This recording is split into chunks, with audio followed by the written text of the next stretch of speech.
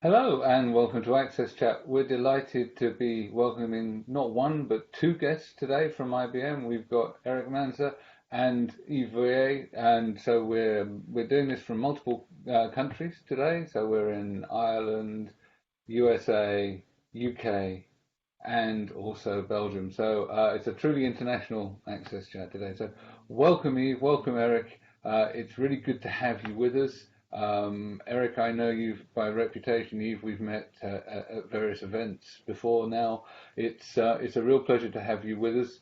And IBM has a long history in the field of accessibility. We've focused on it on a couple of previous Access Chats, but it's great to have this from some different perspectives in the organization. So you're going to talk about a number of different things today. So which of you wants to go first? Can you, Yves? I'll pick on you.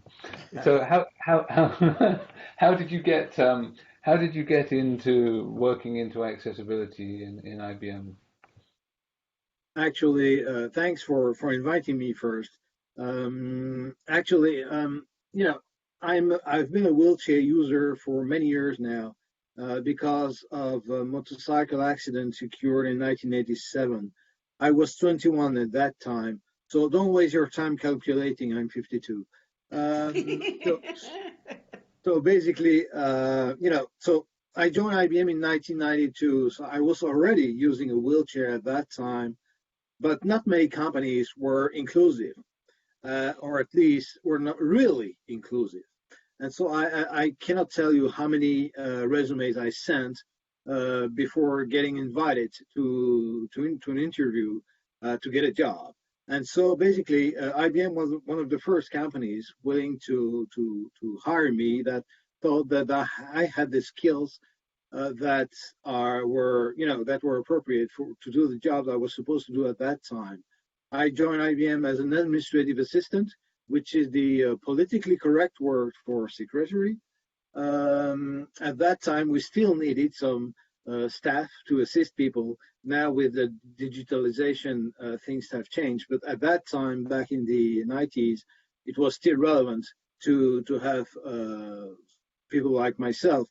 And so basically, as you can imagine, my resume at 21 was as thin as a razor blade. But still, they believed that I had the appropriate skills to do the job. And then I took I started working in sales as administrative assistant. I took up some education, both internally and externally, because in addition to being inclusive, IBM also has a vast education and training material available, catalog available, and strongly encourage their employees to keep to keep their skills up to date and to develop new talents. And this is also one of the reasons why this company is 100 years old, is because it's been focusing not only on hiring diverse employees, but also making sure that our skills keep being relevant to the contemporary market demands. And I joined the HR team 4 years ago. My role now is to drive IBM's global disability and inclusion strategy in all the countries where we operate. Fantastic, and it is a long history. I've obviously followed it and studied it to a certain extent because IBM's been around for longer than any of the rest of us, and so you've been a model for what we're doing, and of course we all aspire to be inclusive and educate our workforce. So this is I think something that is it's always been important, but it's increasingly so. And Erich, again, you've got a long history in IBM as well. I understand it, but a different one, obviously. So can you tell us a little bit about yourself and your work? Yeah, absolutely. Actually, I got to IBM. I joined the team here about 4.5, going on 5 years ago now, and I was able to join as part of IBM's accessibility team, and that stemmed from my own experience with disability as someone who has been losing vision. I have a degenerative eye disease, and we learned when I was 5 years old that I had this condition that leads to blindness. And so, as a younger person, I had way more vision than I do today. But it was kind of a gradual progression where I would notice changes in my ability to see. And so just over time, as someone who was struggling myself a little bit to use technology, I was working at a different technology company, and I noticed that, it was becoming more and more difficult. And so it was really that firsthand experience that I was having that led me to an interest and a study of accessibility and the importance of it. And so, over about a decade or so, I was really studying up on accessibility, kind of the standards, the guidelines, what laws are in place, that kind of thing. And so just became more and more, informed. And I was even doing, volunteer user testing from the perspective of someone with low vision, and, offering feedback on, what worked well, what didn't work so well. And just over time, I eventually made my way to, meeting at the time, it was Frances West here at IBM, and kind of shared my experience with her, and, was blown away to learn that they had full-time positions where, you could focus entirely on accessibility. And so, I came from kind of an inside sales customer support role at a different company, and from kind of the lived experience angle was able to transition that into a career where I was able to focus on accessibility as a profession. And so, my time at IBM has been humbling and very thrilling to just join this incredible world-class team with, groups of talent all over the globe, focusing on accessibility and kind of helping drive that conversation forward. So it's been a thrill to be here in kind of these very fast 4.5 years. Debra, you're on mute. Thank you. Sorry. It's been really exciting to watch the progress. I know that, Erich, I've been tracking your work for a long time. I love the work that Yves does. And one thing that I think is interesting about IBM is that, as you're both saying, you're making a lot of global efforts, but it appears to me that IBM has done a good job of taking inclusion and accessibility and really blending it internally. And, I know, Yves, that you are, I believe, the chair of the board of the ILO's Global Business Disability Network, and we've actually had you on before talking about that. So I know there's a lot of global efforts that you've made, but it's hard to really deal with these issues from a global perspective. And so I would be interested in y'all talking a little bit about the history, because one thing that fascinates me about IBM, because a lot of us talking about accessibility and disability inclusion, and I'm coming from the US, so we started really talking about it when our Section 508 was updated in 2001.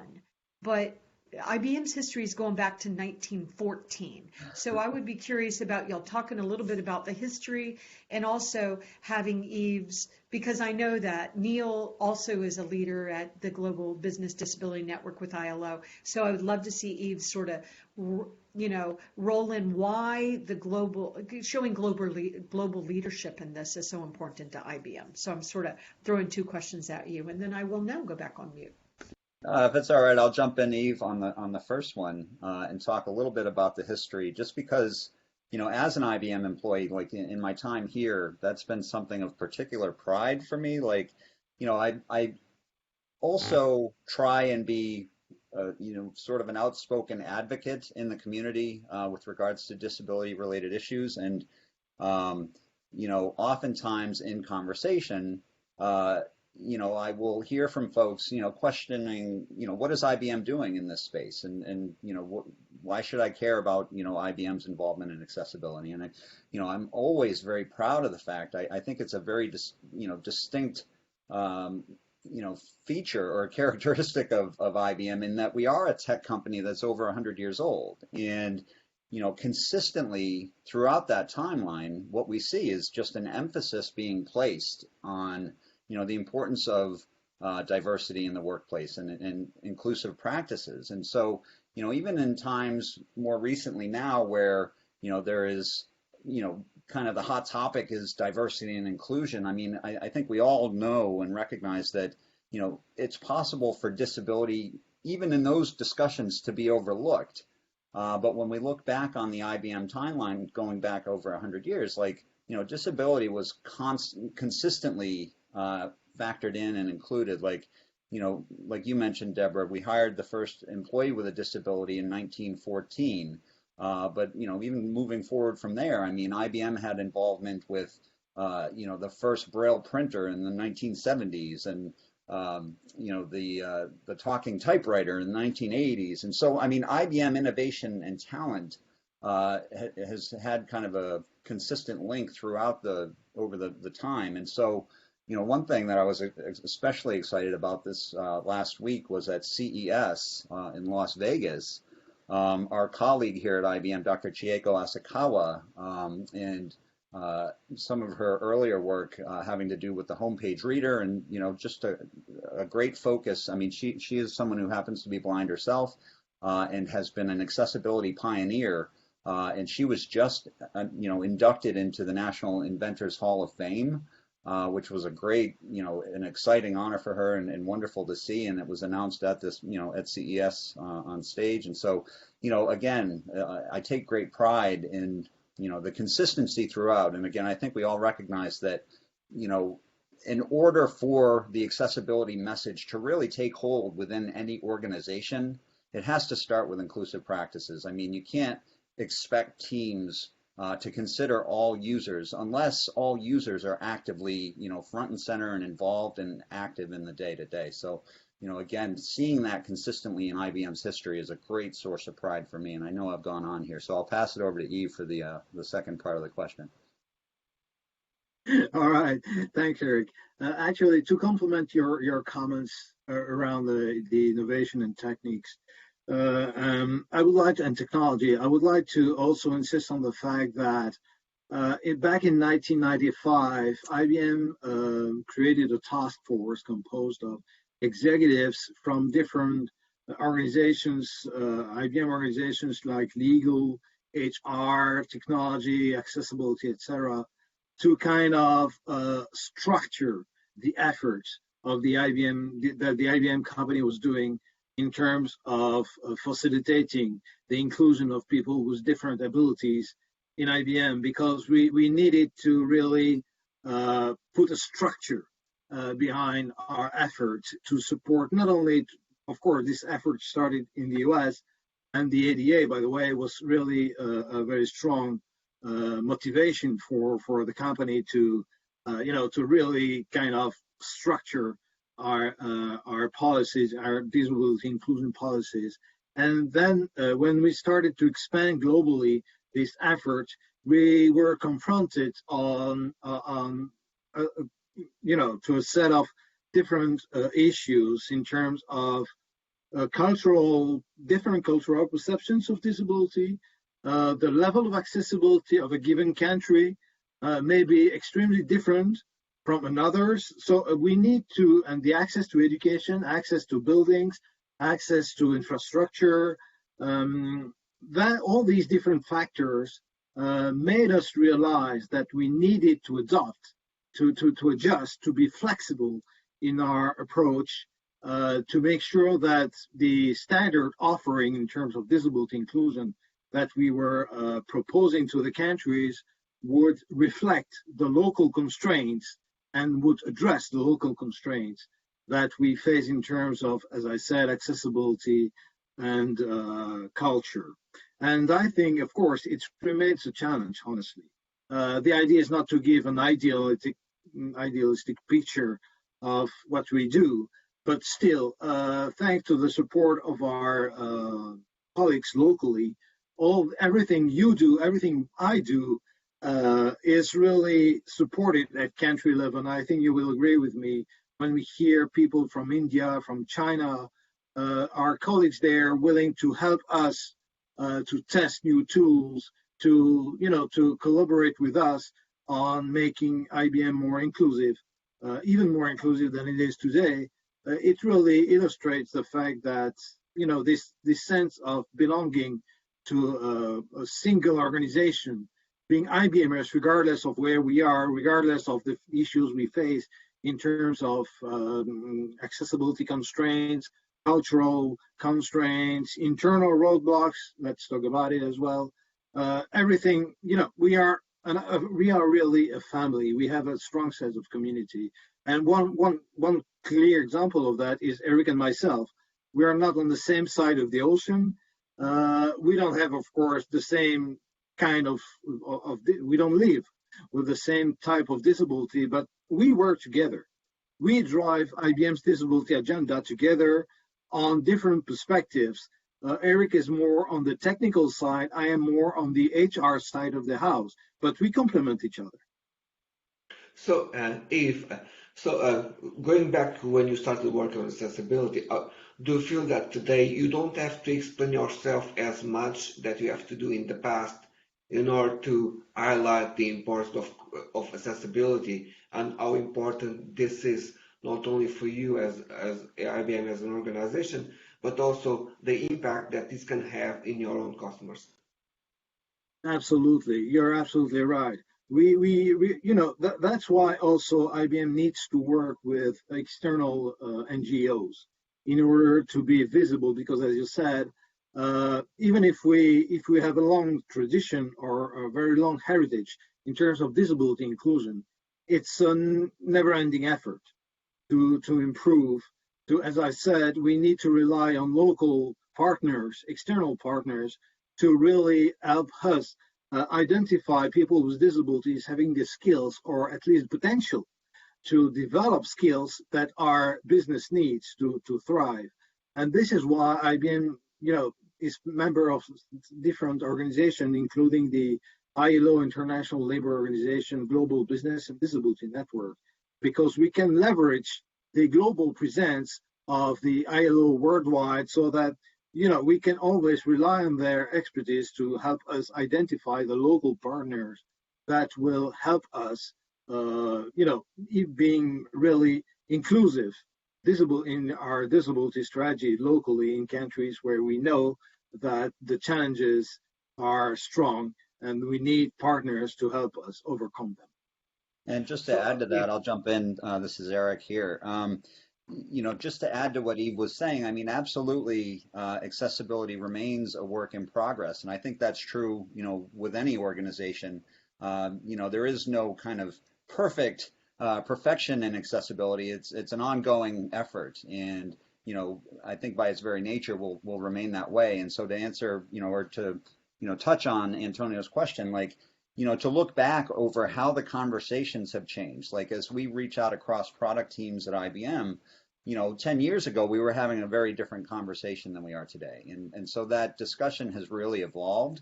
By and large, clearly there's a difference in the appreciation and recognition across product teams as to the importance of accessibility. Like, we don't have to make the case for it anymore. Everyone's on board, like they get it. And it's really evolved to the point where I think more and more the value and the importance to the bottom line as a business driver is being recognized. And not only that, but with case by case of examples out there that the fact that assistive technology and accessible technology actually is a driver of innovation. Like, new innovation comes from things rooted in accessible technology all the time. So I think that the transformation of the discussion has also led to new realizations that innovation happens as a result of these conversations. So it's been an exciting thing to watch. Absolutely, I'm forever proselytizing about the benefits of innovation spurred by people understanding the challenges that people with disabilities have doing day-to-day things, and the innovations and inventions that have come about that we take for granted now in our day-to-day lives that have actually been born out of people solving the challenges of disability. I think I wanted to hark back to something that Yves was talking about, and that's the the benefits of participation in these sort of large international events. And I think that accessibility is one of those areas where organizations that sometimes naturally compete with each other can actually collaborate, and it's one of the things I really like about the accessibility industry is yes, we're also I work for an IT company. Yes, sometimes we buy your servers, sometimes we compete against you. It's that kind of world. But when it comes to disability inclusion, we all profit from working together to share knowledge, share experience, how we can be more inclusive, because it's of benefit to us all to do so. So I think one of the things I really like about the ILO and Business Disability Forum is that they are places where people talk about not just the sort of here's our glossy marketing brochure about how shiny we are and how good we are, but also, these are the things that we found difficult. These are the things, and this is what we did to overcome it, and this is how we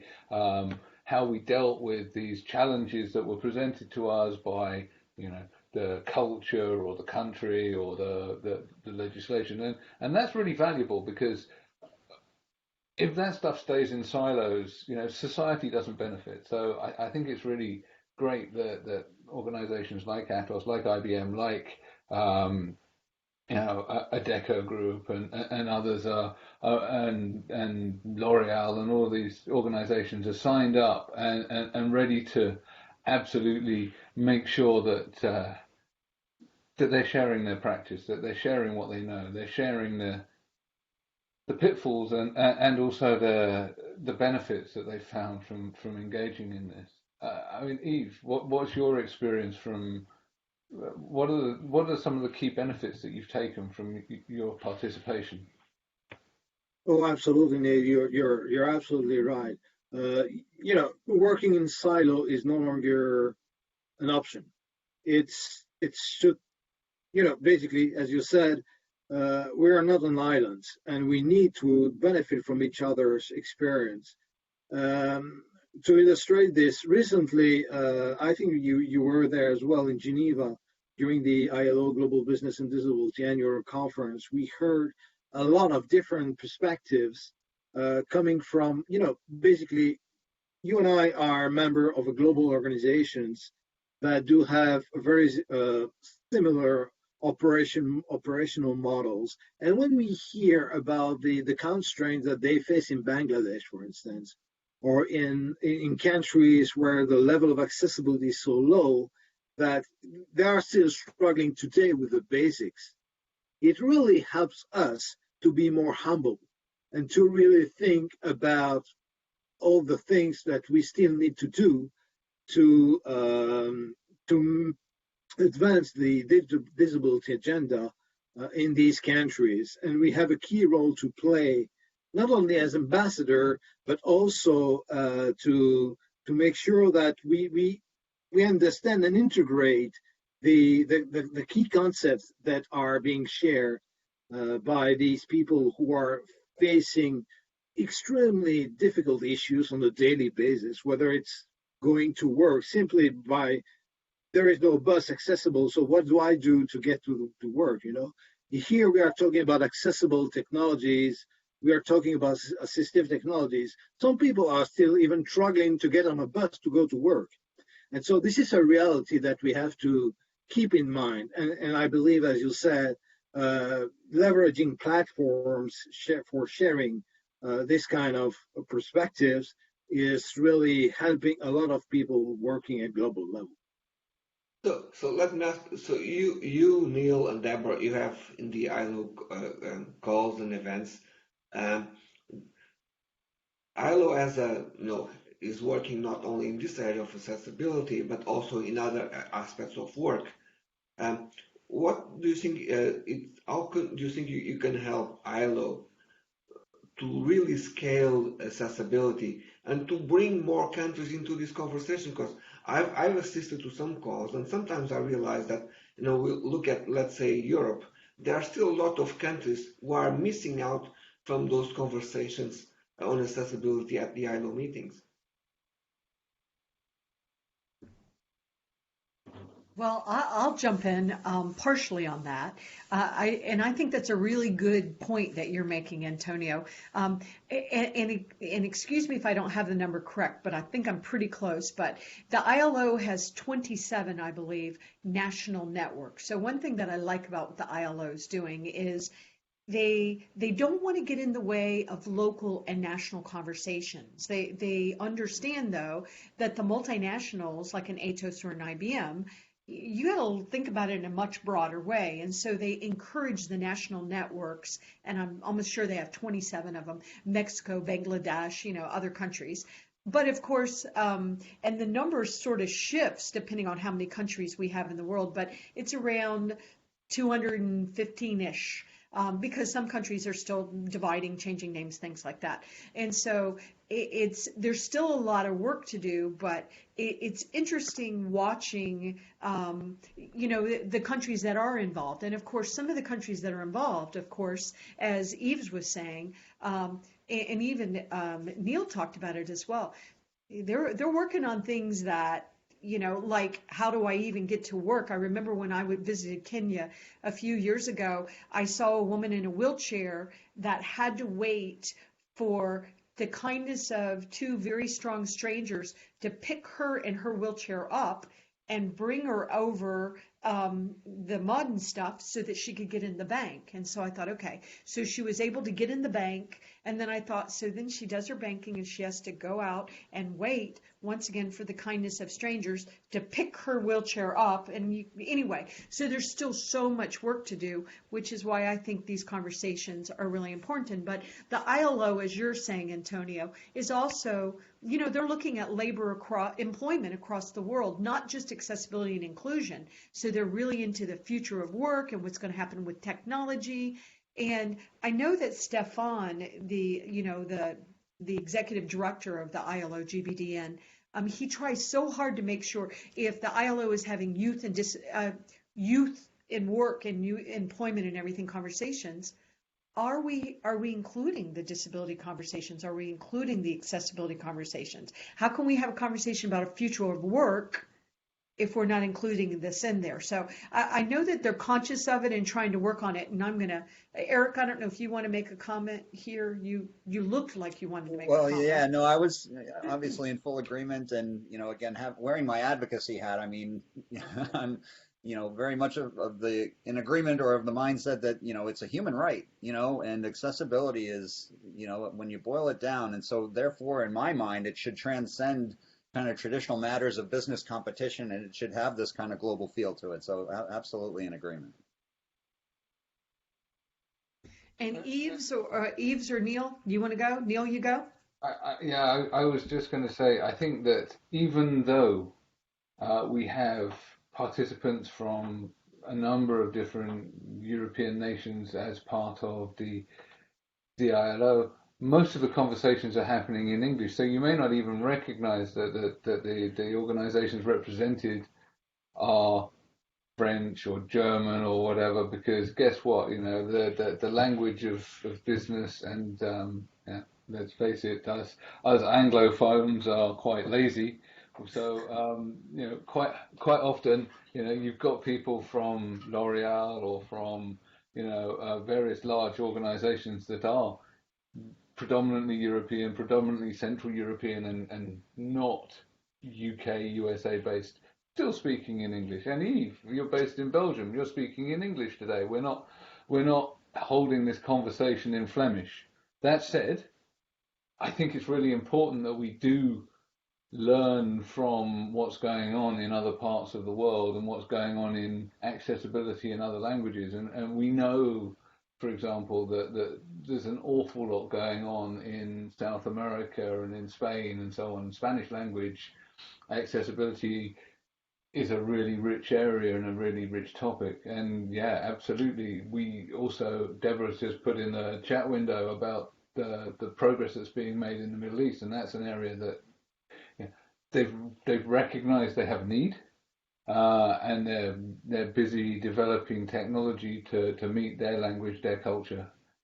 So I think it is really interesting. But yeah, you're right. We kind of need to have a focus on that, but sometimes those voices get lost. Sure. Well, it's interesting. Well, I would make an interesting analogy, Neil, based on what you just said regarding communication in different language. We can define, if we think about disability in a broader sense, the inability to communicate may be regarded as some sort of a disability. Sure. And talking about different languages, sometimes French is my mother tongue. And so I can speak English with a French accent. Are you sure you understand what I'm talking about? This kind of thing, people, sometimes it may be, to have a normal conversation with people having, because as you said, Neil, English being the main language vehicle for sharing current input and perspectives around disability. Sometimes the inability to communicate is a major issue. And I think that, the more you are confronted or you speak with people from different culture, it enriches your own ability to be more inclusive beyond disability. Yeah, that's a great comment, and I think that we lazy Anglophones do need to look at this more.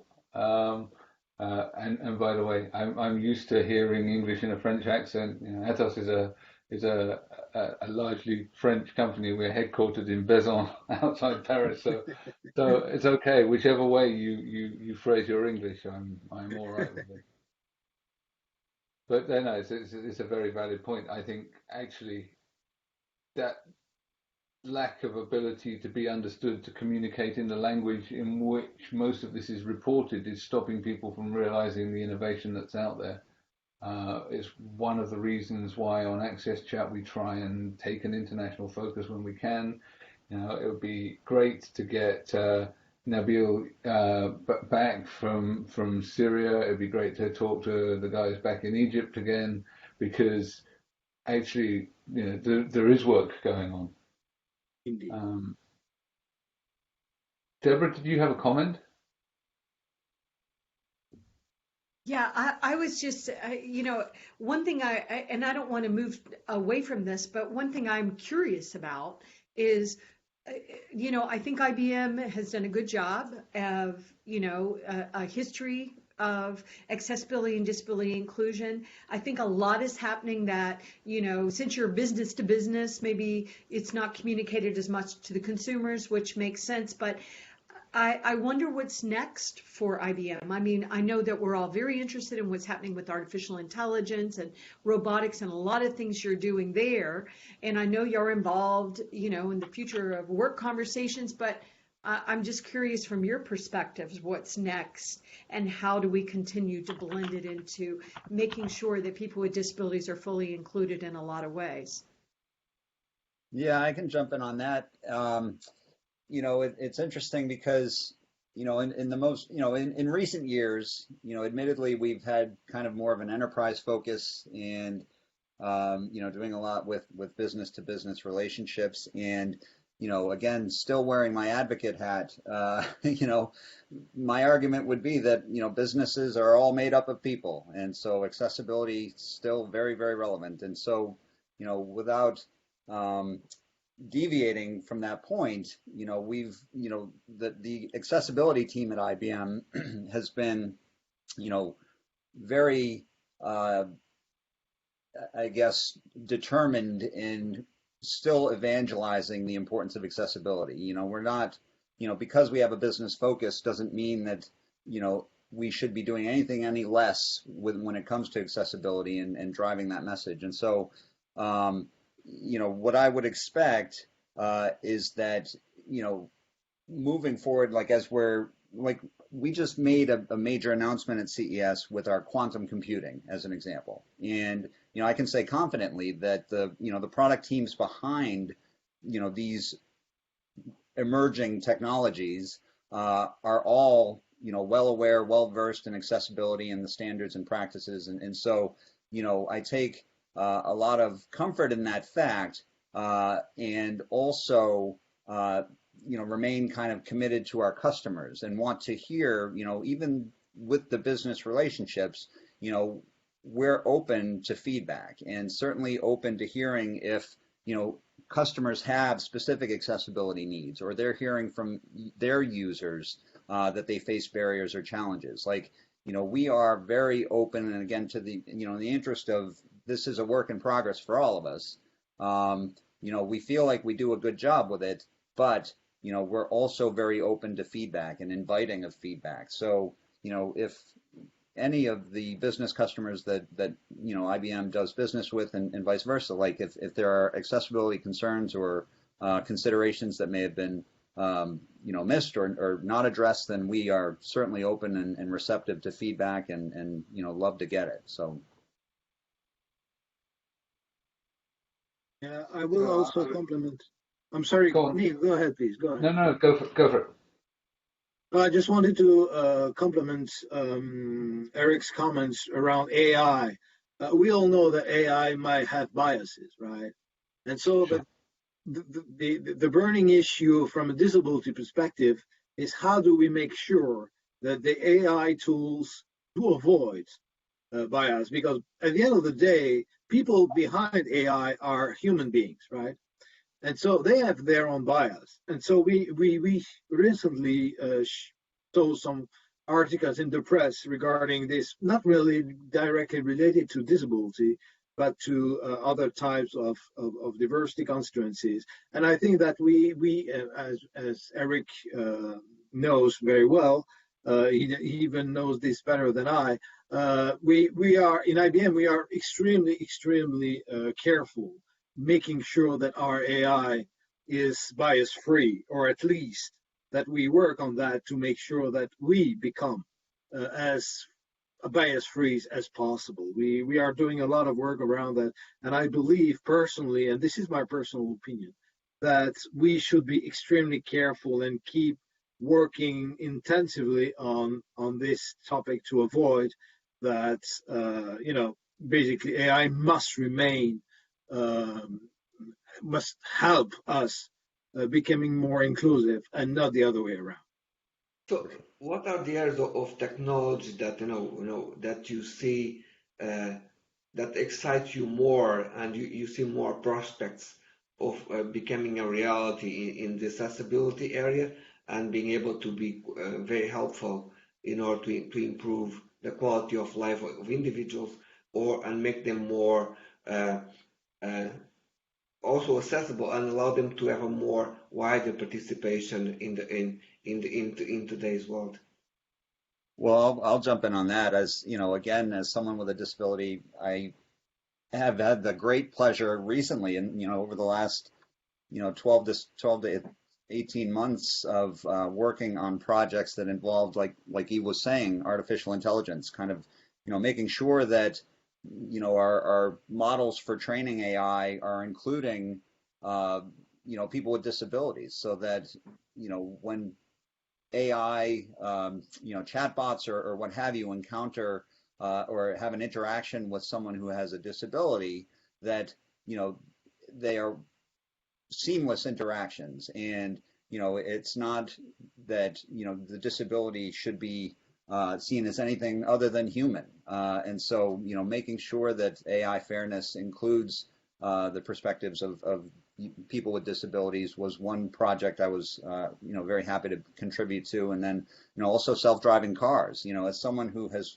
kind of had a gradual path to disability over time, there was a time where I could drive a car, and there's a great sort of sense of loss when you have to give up that feeling of independence and in some ways dignity, like when you have to give up your mobility and stop driving. And I had to go through that about 18 years ago now, and so the prospect that self-driving technology could return some of that independence is very, very exciting. And so I was able to and excited to contribute to a project that involved autonomous vehicles, and not necessarily on the self-driving piece of the technology, but really on the accessibility of the technology. I mean, if I have a self-driving vehicle in my driveway as someone with a disability, it's no good to me if I go jump in it and I can't operate it. The interface is not something that I can independently, control. So, having the ability to work on these types of projects and offer perspective and make sure that the disability viewpoint is being represented is extremely rewarding. And so those are the types of technologies that I'm most excited about these days. Excellent. And you mentioned CES and quantum, and there aren't many companies that are engaged in quantum. IBM and Atos being two fairly unique. Well, you can't be two and unique. The grammar police will get me on that one. But essentially, there aren't many organizations working in quantum. What are the sort of quantum enables you to solve certain types of issues through the way that it uniquely computes stuff, with stuff being in different states at the same time. So what do you think are the problems that you think you could apply quantum to that the disability world is not able to solve right now? That is a great question, Neil. And to be honest with you, I've been so swept up in the announcement or the release of the System Q, the Q, System 1 at CES that I haven't really sat back and thought about the kind of accessibility specific items that could be addressed. I know that it represents a great level of excitement for scientists and for a lot of business applications, but that is something I'll need to ponder and see how we kind of wrap that piece of our portfolio into the accessibility endeavors that we have. But I think it has great promise. That's a great question. That's a great question. I was like, oh, I don't know how to answer that. What a good question. Yves, you got that answer? Well, my answer is I'm very lucky that Erich is with us here. Otherwise, I'd look completely stupid, not able to answer the question.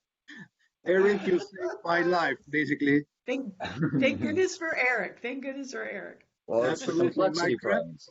My credibility remains unhurt. It's a great question, Neil.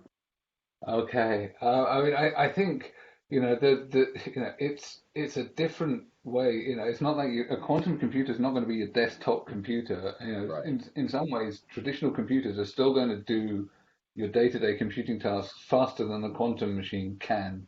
But what they can do is really complex calculations. So maybe it's giving us ways of determining color and light, and maybe it's all of those kind of real subtle things that we're looking to.